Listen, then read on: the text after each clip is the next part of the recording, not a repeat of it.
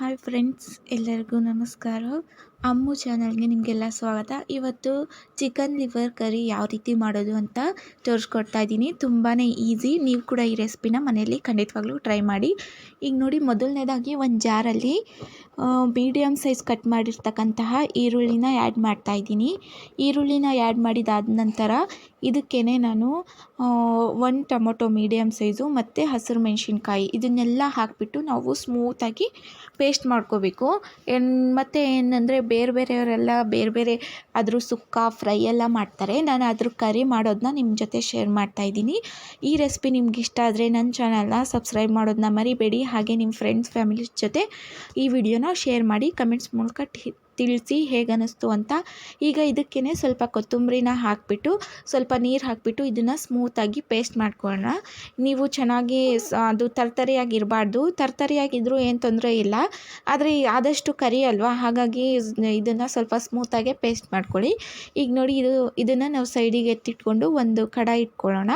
ಕಡಾಯಿ ಇಟ್ಕೊಂಡಾದ ನಂತರ ಇದಕ್ಕೇ ನಾವು ಸ್ವಲ್ಪ ಕುಕ್ಕಿಂಗ್ ಆಯಿಲ್ನ ಆ್ಯಡ್ ಮಾಡ್ಕೊಳ್ಳೋಣ. ಎಣ್ಣೆನ ಹಾಕಿದಾದ ನಂತರ ಎಣ್ಣೆನ ಸ್ವಲ್ಪ ಬಿಸಿಯಾಗೋಕೆ ಬಿಡೋಣ.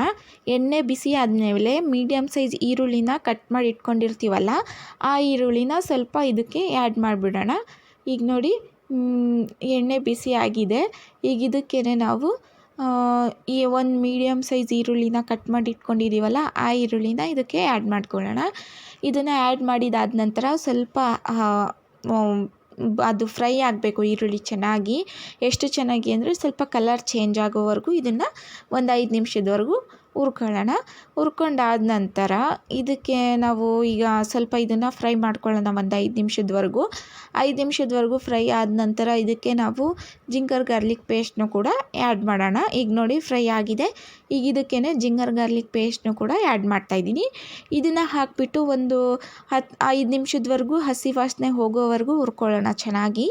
5 ನಿಮಿಷ ಆದ ನಂತರ ಇದಕ್ಕೆ ನಾವು ಬೇರೆ ಎಲ್ಲ ಆ್ಯಡ್ ಮಾಡೋಣ. ಆದರೆ ಸ್ವಲ್ಪ ಹಸಿ ವಾಸನೆ ಹೋಗಬೇಕಲ್ವ, ಶುಂಠಿ ಬೆಳ್ಳುಳ್ಳಿದು, ಹಾಗಾಗಿ ಚೆನ್ನಾಗಿ ಫ್ರೈ ಆದ ನಂತರ ಇದಕ್ಕೆ ಸ್ವಲ್ಪ ಅರಿಶಿನ ಪೌಡ್ರು ಮತ್ತು ಅಚ್ಕಾರದ ಪುಡಿ, ರೆಡ್ ಚಿಲ್ಲಿ ಪೌಡರು ಮತ್ತು ಸ್ವಲ್ಪ ಗರಂ ಮಸಾಲ ಮತ್ತು ಧನಿಯಾ ಪೌಡ್ರು, ನೀವು ಮನೆಯಲ್ಲಿ ಯಾವ್ಯಾವ ಸ್ಪೈಸಸ್ನ ಬೇಸಿಕ್ ಸ್ಪೈಸಸ್ನ ಆ್ಯಡ್ ಮಾಡ್ತೀರಾ ಅದನ್ನೆಲ್ಲ ಕೂಡ ಹಾಕಿಬಿಟ್ಟು ಚೆನ್ನಾಗಿ ಫ್ರೈ ಮಾಡಿ.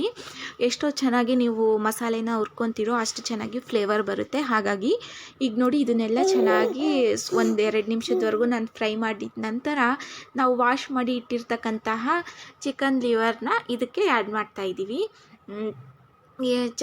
ಅದನ್ನೆಲ್ಲ ನೀರನ್ನ ಚೆನ್ನಾಗಿ ಇದು ಮಾಡ್ಕೊಳ್ಳಿ, ನೀರು ಇರಬಾರ್ದು. ಹಾಗಾಗಿ ನಾನಿಲ್ಲಿ ಅರ್ಧ kg ಯೂಸ್ ಮಾಡ್ತಾಯಿದ್ದೀನಿ. ನೀವು ನಿಮ್ಮ ಮನೇಲಿ ಎಷ್ಟು ಜನ ಇದ್ದಾರೆ ಅಷ್ಟು ಜನದ ಪ್ರಕಾರ ನೀವು ಕ್ವಾಂಟಿಟಿನ ನೋಡಿಬಿಟ್ಟು ಯೂಸ್ ಮಾಡ್ಕೊಳ್ಳಿ. ಈಗ ಇದನ್ನು ಕೂಡ ಇದರಲ್ಲಿ ಹಾಕಿಬಿಟ್ಟು ಚೆನ್ನಾಗಿ 1-2 ನಿಮಿಷದವರೆಗೂ ಚೆನ್ನಾಗಿ ಫ್ರೈ ಮಾಡ್ಕೋಬೇಕು. ಅಂದರೆ ನೀರು ಹಾಕಬೇಡಿ, ಈಗಲೇ ಏನೂ ಹಾಕೋಕ್ಕೆ ಹೋಗಬೇಡಿ, ನೀರನ್ನ ಆ್ಯಡ್ ಮಾಡೋಕ್ಕೆ ಹೋಗಬೇಡಿ. ಹಾಗೆಯೇ ಇದನ್ನು 2 ನಿಮಿಷದವರೆಗೂ ಚೆನ್ನಾಗಿ ಹುರ್ಕೊಳ್ಳೋಣ. ಅಂದರೆ ಎಣ್ಣೆಲೆ ಇದನ್ನು ಸ್ವಲ್ಪ ಡ್ರೈ ಫ್ರೈ ಥರ ಮಾಡ್ಕೊಂಡು ಹುರ್ಕೋಬೇಕು.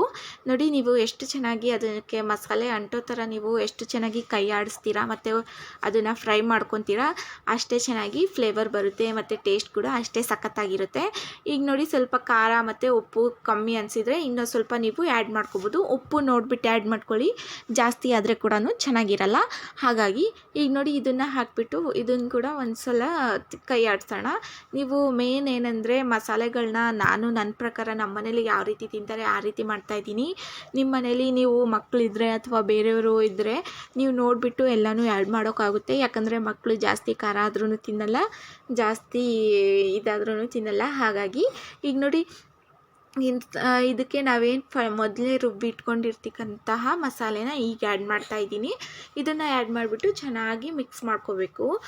ಇನ್ನೊಂದು ಏನಂದರೆ, ಈ ಕರಿನ ಬೇರೆಯವರು ಬೇರೆ ಬೇರೆ ರೀತಿಯಲ್ಲೆಲ್ಲ ಮಾಡ್ತಾರೆ. ನಾವು ಸಿಂಪಲ್ಲಾಗಿ ಮಾಡ್ತಾಯಿದ್ದೀವಿ. ಕರಿ ಇದನ್ನು ಚಪಾತಿ ಮತ್ತು ಅನ್ನದ ಜೊತೆನೂ ತಿನ್ಬೋದು, ಆ ರೀತಿ ಮಾಡ್ತಾಯಿದ್ದೀವಿ. ಇನ್ನೊಂದು ಏನಂದರೆ, ಈಗ ಇದಕ್ಕೆ ಸ್ವಲ್ಪ ಗ್ರೇವಿ ಬೇಕನ್ನೋರಾದರೆ ಅದೇ ನಾವು ಮಿಕ್ಸಿ ಜಾರಲ್ಲಿ ಮಸಾಲೆ ರುಬ್ಕೊಂಡಿದ್ದೀವಲ್ಲ, ಅದಕ್ಕಿಂತ ಸ್ವಲ್ಪ ಮಸಾಲೆ ಅಂಟ್ಕೊಂಡಿರುತ್ತೆ, ಅದಕ್ಕೇ ಸ್ವಲ್ಪ ನೀರು ಹಾಕಿಬಿಟ್ಟು ಮಿಕ್ಸ್ ಮಾಡಿಕೊಂಡು ಇದಕ್ಕೇ ಹಾಕ್ಬೋದು. ಮತ್ತು ಇನ್ನೊಂದು ಏನಂದರೆ, ಆ ನೀರನ್ನ ನಾನು ಈಗಲೇ ಆ್ಯಡ್ ಮಾಡಲ್ಲ. ಇದಕ್ಕೆ ಬ್ಯಾಕ್‌ಗ್ರೌಂಡಲ್ಲಿ ನನ್ನ ಮಗಳು ವಾಯ್ಸ್ ಕೇಳಿಸ್ತಾ ಇದ್ದರೆ ಅದನ್ನು ಇಗ್ನೋರ್ ಮಾಡಿ.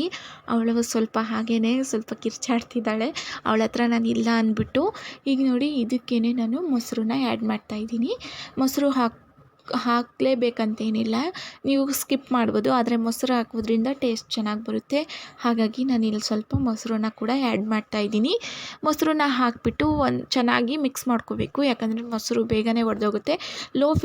ಲೋ ಫ್ಲೇಮಲ್ಲಿ ಚೆನ್ನಾಗಿ ಮಿಕ್ಸ್ ಮಾಡಿದ ನಂತರ ನಾನು ಹೇಳಿದ್ನಲ್ಲ ಅದೇ ಜಾರ್ಗೆ ಸ್ವಲ್ಪ ನೀರನ್ನ ಹಾಕಿಬಿಟ್ಟು ಇದಕ್ಕೆ ಮಿಕ್ಸ್ ಮಾಡ್ತಾಯಿದ್ದೀನಿ. ಇಷ್ಟೇ ನೀರು ನಾನು ಹಾಕ್ತಾ ಇರೋದು, ಇನ್ನು ಸ್ವಲ್ಪ ಹಾಕ್ಕೊತಾ ಇದ್ದೀನಿ. ಜಾಸ್ತಿ ನೀರು ಹಾಕ್ಕೊಳ್ಳೋದು ಬೇಡ, ಯಾಕಂದರೆ ಅದರಲ್ಲೇ ನೀರು ಸ್ವಲ್ಪ ಬಿಟ್ಕೊಂಡ್ಬಿಡುತ್ತೆ. ಹಾಗಾಗಿ ಈಗ ನೋಡಿ ಚೆನ್ನಾಗಿ ಮಿಕ್ಸ್ ಮಾಡಿ ಇದನ್ನು ಒಂದು 5 ನಿಮಿಷದವರೆಗೂ ನಾವು ಚೆನ್ನಾಗಿ ಮೀಡಿಯಮ್ ಫ್ಲೇಮಲ್ಲಿ ಚೆನ್ನಾಗಿ ಕುದಿಯೋಕೆ ಬಿಡೋಣ. ಎಷ್ಟು ಚೆನ್ನಾಗಿ ಕುದಿ ಬರುತ್ತೋ ಅಷ್ಟು ಚೆನ್ನಾಗಿ ಗ್ರೇವಿ ಆಗುತ್ತೆ. ಹಾಗಾಗಿ ಈಗ ಚೆನ್ನಾಗಿ ಇದನ್ನು ಕೈ ಆಡಿಸ್ಬಿಟ್ಟು ಮಸಾಲೆ ಸೈಡಲ್ಲಿರೋದನ್ನೆಲ್ಲ ನೋಡಿ, ಈಗ ಚೆನ್ನಾಗಿ ಕುದಿ ಬರ್ತಾ ಇದೆ. ಈಗ ನಮ್ಮ ಕರಿ ಆಲ್ಮೋಸ್ಟ್ ರೆಡಿಯಾಗಿದೆ. ಈಗ ಇದಕ್ಕೇನು ನಾವು ಜಾಸ್ತಿ ಏನು ಮಸಾಲೆನ ಯೂಸ್ ಮಾಡಿಲ್ಲ, ಮನೇಲಿರ್ತಕ್ಕಂತಹ ಸಾಮಗ್ರಿಗಳಿಂದನೇ ಮಾಡಿದ್ದೀವಿ. ಈ ರೆಸಿಪಿನ ನೀವು ಕೂಡ ಮನೇಲಿ ಖಂಡಿತವಾಗ್ಲೂ ಟ್ರೈ ಮಾಡಿ, ಮನೆಯವರೆಲ್ಲರೂ ಇಷ್ಟಪಡ್ತಾರೆ. ಹಾಗೆ ಹೊಸ ರೆಸಿಪಿನೂ ಆಗುತ್ತೆ ನಿಮಗೆ. ಈಗ ನೋಡಿ ಮೇಲಿಂದ ಸ್ವಲ್ಪ ಕೊತ್ತಂಬರಿನ ಕಟ್ ಮಾಡಿ ನಾನು ಉದುರಿಸ್ತಾ ಇದ್ದೀನಿ. ಈಗ ಇದನ್ನು ನಾನು ಸರ್ವ್ ಮಾಡಿ ಒಂದು ಪ್ಲೇಟಲ್ಲಿ ತೋರಿಸ್ತೀನಿ ಯಾವ ರೀತಿ ಬಂತಂತ.